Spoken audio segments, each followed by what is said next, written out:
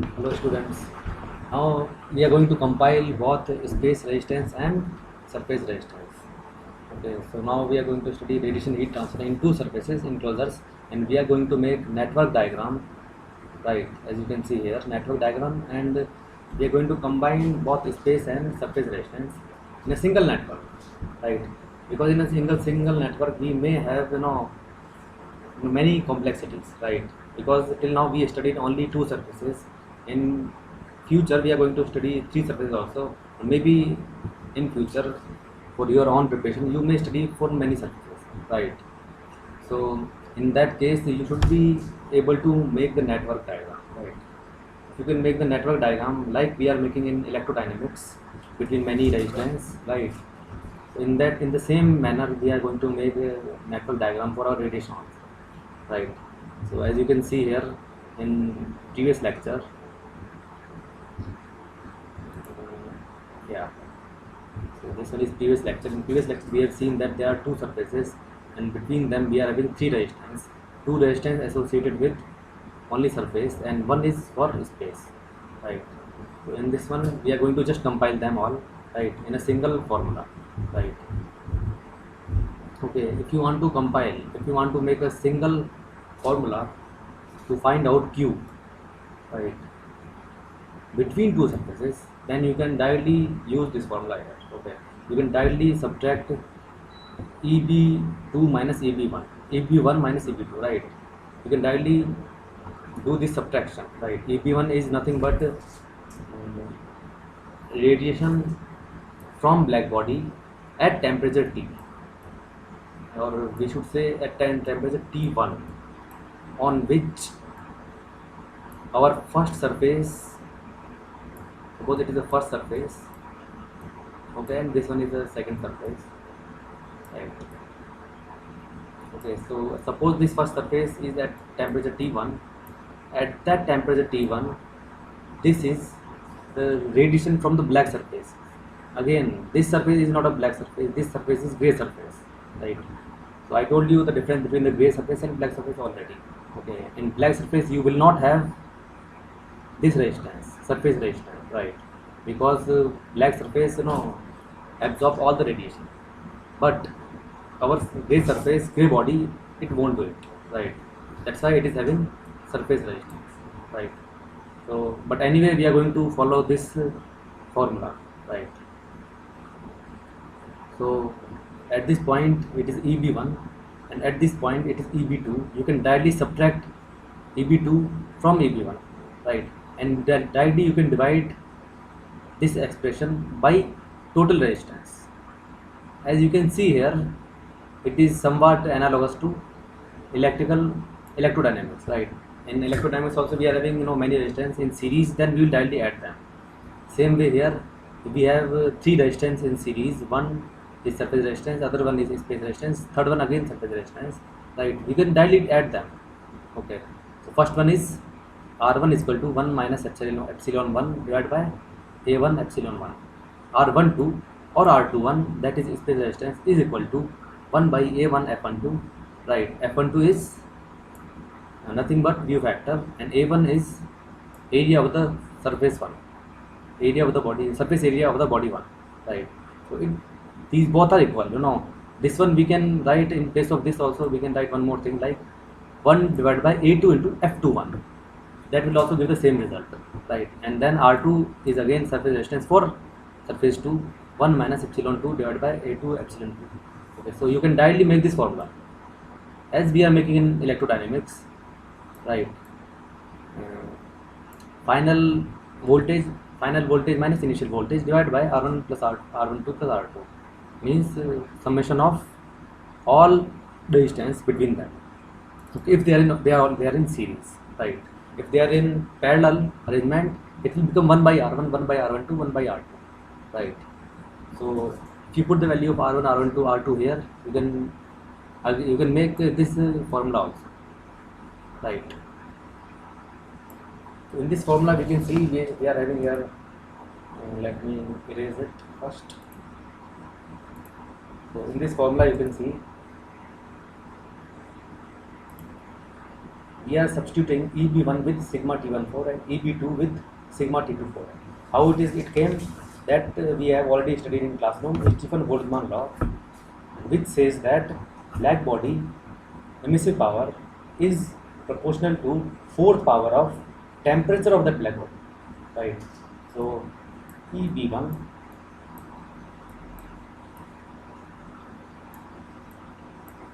should be equal to sigma into T14.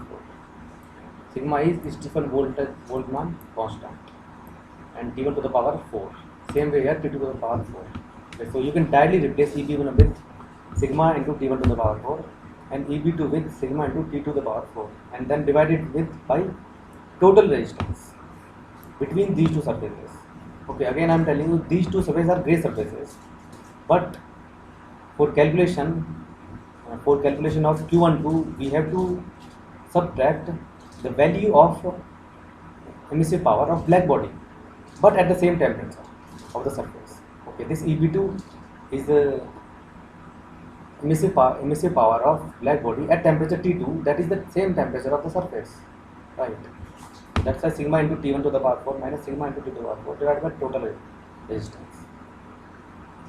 Okay, and yeah, you can just simply, it is all analogous to electrodynamics, right? Here it is EB1, that is the emissive power of black body. Here it is J1.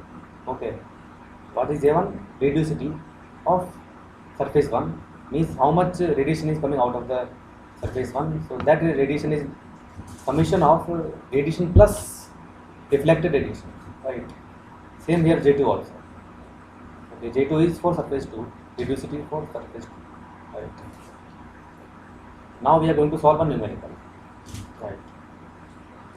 So in this numerical, what is given, two very large parallel plates are maintained at uniform temperature T1 800 Kelvin. Okay, again here in this formula we are going to take temperature in Kelvin, okay, not in degree centigrade, right? So two very large parallel plates are maintained at uniform temperature T1 800 Kelvin and T2 500 Kelvin and have emissivities 0.2 and 0.7. Means surface 1 is having emissivity 0.2 and surface 2 is having emissivity 0.7. Means these both surfaces are not black body but grey body. Okay, in our course we will consider only grey body as normal body. Okay, we won't consider black body as normal body or any other body as normal body, right? All the objects whatever we will consider in our course are all grey body. Okay, grey body always comes with emissivity 0.2 and 0.7 respectively, as shown in figure. Determine the net rate of radiation heat transfer between the two surfaces per unit surface area of the plates. Because we have been given two very large parallel plates, so we can assume that large means infinity. Okay, so it is going up to infinity, right? Both the plates are going up to infinity, right? So that's why we have to find out heat transfer between the two surfaces per unit surface area.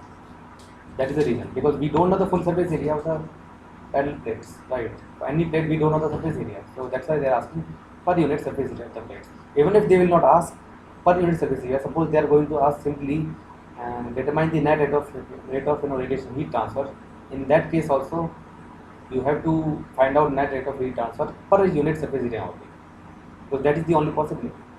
Okay, so how do we start solution? First we are going to assume that this surface is opaque, diffuse and grey. Diffuse opaque means it should have 2 is equal to 0. 2 means transmissivity should be 0, means no radiation is getting transferred through this surface, right? What is the diffuse? Diffuse means any point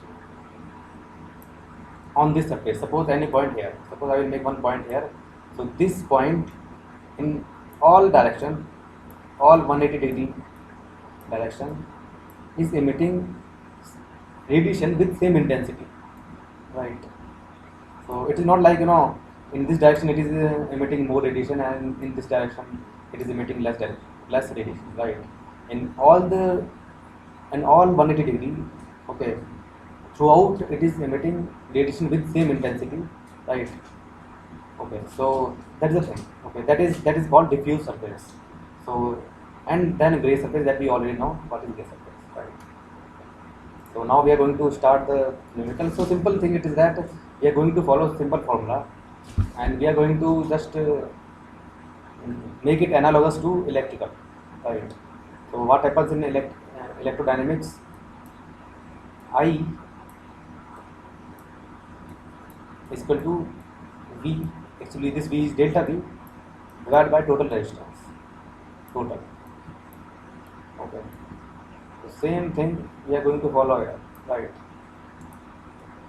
But first let me read it.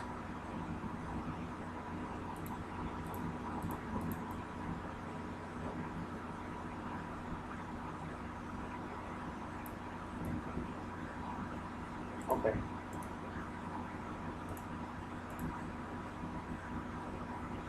So we are having this formula here.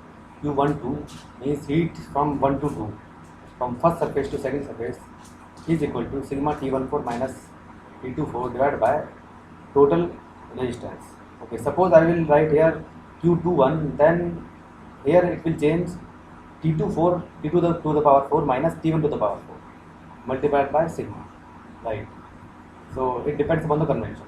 Always just take care of this convention. If you are writing 1 2, then you have to subtract T2 from T1. Right? If you are writing 2 1, then you have to subtract T1 from T2. Then you divide it by total resistance, and as we know, this is space resistance, that it is surface resistance for the surface 1, and we know the value of epsilon 1, that is given here, 0.2, but we don't know A1, right? And because they both are two very large parallel plates, we can consider that A1 is equal to A2, right? We can consider it, and we can take this A thing common out, and when we will take this area common from this expression, then we are going to find here A like this, okay, and this A1 will be cancelled, okay, it will come out, it will come out as common, and it will go down there, okay, and that's what they are asking, right? They are asking radiation heat transfer between the two surfaces per unit surface area of the plates. Okay, per unit surface area means we have to divide by A. Now you know all the values, we know F12 also. Okay, so from the definition, don't mug it up, just from the definition we know that it is the fraction of the radiation that is coming out of the one and striking to surface 2. So what is F12? F12 is a shear factor or view factor. And how do we calculate it? It is just a fraction of the radiation that is coming out of one and striking to the 2. Okay, in this case we can see that each point on surface 1 can have a view of 2, can have a view of all the points on 2. Suppose this is 2 and this point can see all the points. Okay, this point can see all the points on surface 2. Okay. So this point is, suppose it is variable, it is moving around here, and it can see all the points on surface 2. So it can see, if it can see all the points on surface 2, then in that case, what will be the value of F12? What will be the value of fraction of radiation that is coming out of 1 and striking 2? So whatever fraction of radiation is coming out of 1 is striking surface 2.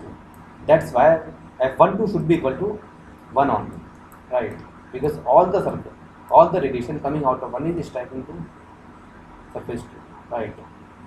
So now after putting the value, we will move forward. So as you can see, A1 is equal to A2 is equal to A, F12 is equal to 1 is equal to F21, right? And then we will solve this equation. We will put the values. T1 is given in the numerical 800, T2 is also given 500. Just have a power 4 and just solve it. Okay, when we will solve this denominator, right, let me just erase it again.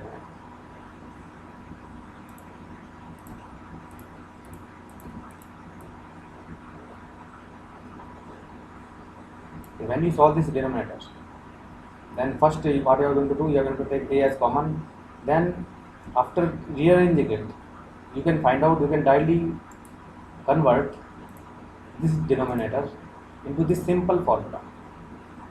For competition purpose, for GATE exam or any competition exam purpose, you can easily remember this formula, right? So 1 by epsilon 1 plus 1 by epsilon 2 minus 1. Okay, when you rearrange the denominator, you can find out this simple formula.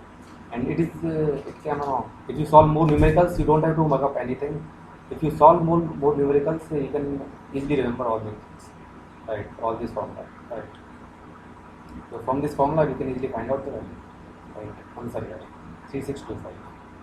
Okay, and 5.67 into 10 to the power minus 8, it is as usual Stephen Boltzmann constant that we are mugging up from 11th class onwards, right?